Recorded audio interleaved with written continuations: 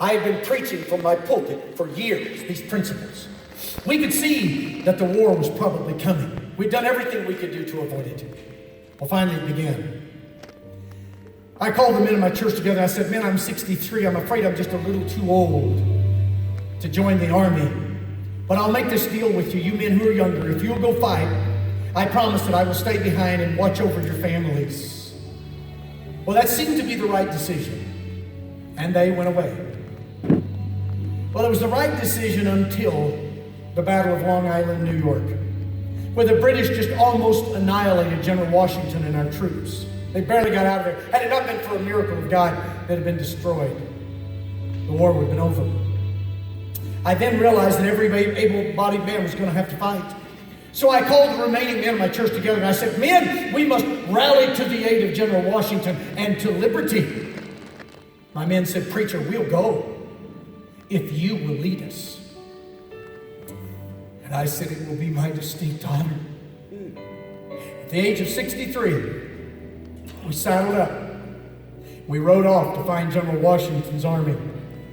We found him. We joined. We were a part of the campaign that involved the Battle of Trenton, New Jersey. Many don't know that there was a second battle fought over that same area a week later with the Hessians and the British. During that battle, I became separated from our troops by a creek. Now, the British hated us preachers. And trapped on the wrong side, I knew I was in trouble. But if I tried to cross that creek in the daylight and the British caught me, well, they'd kill me for sure. Just be like shooting, fish in a barrel. So what I decided to do was to ride my horse and just evade capture.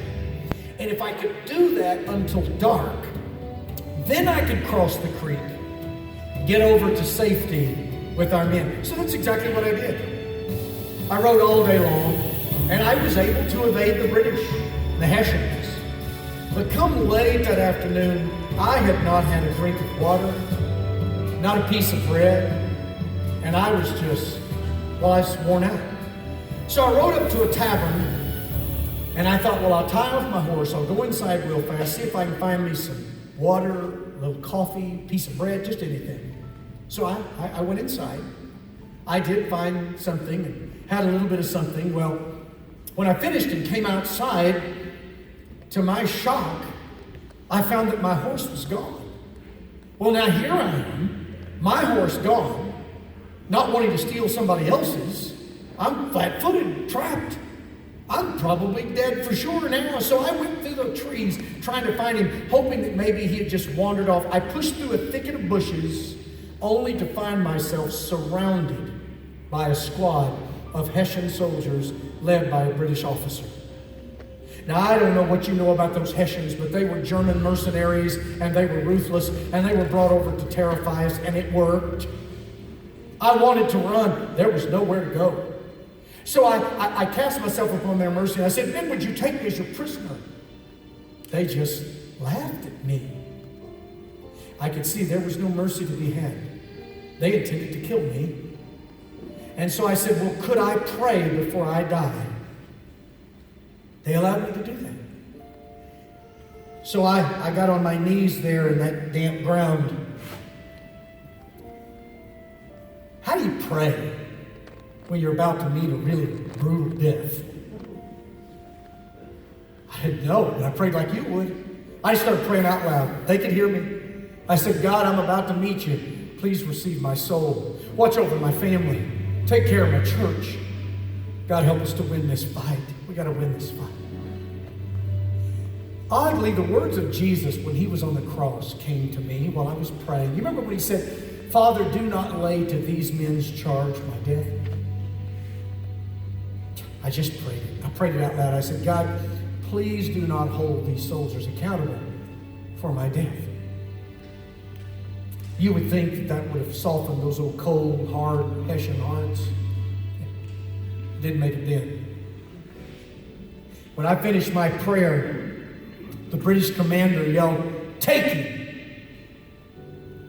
And they jumped on me, and they began to bayonet me to death with such fury that when my body was found later, one of the Hessian bayonets was still in my corpse broken off by the rage of that Hessian. Another black robed preacher by the name of George Duffield, along with my wife and her brother, gave me a Christian burial in Trenton, New Jersey, where I await the resurrection.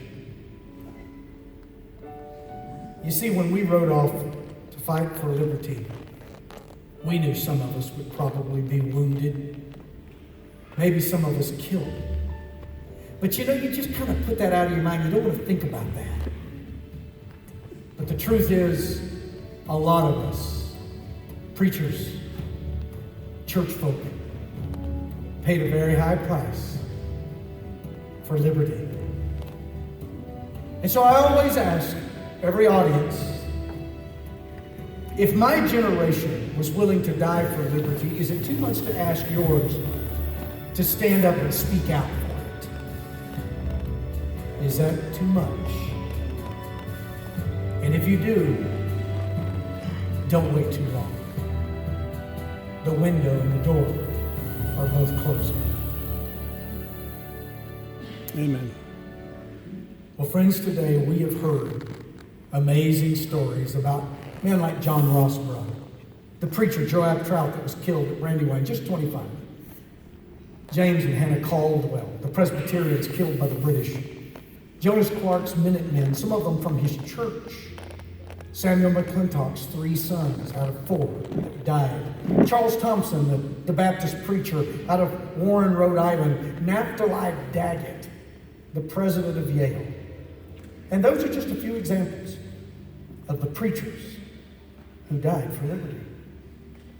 This is why my wife and I, even though I'm a full-time pastor, north of Oklahoma City, a place called Edmond now, recently went there. I'm co-pastoring with another fine Patriot preacher.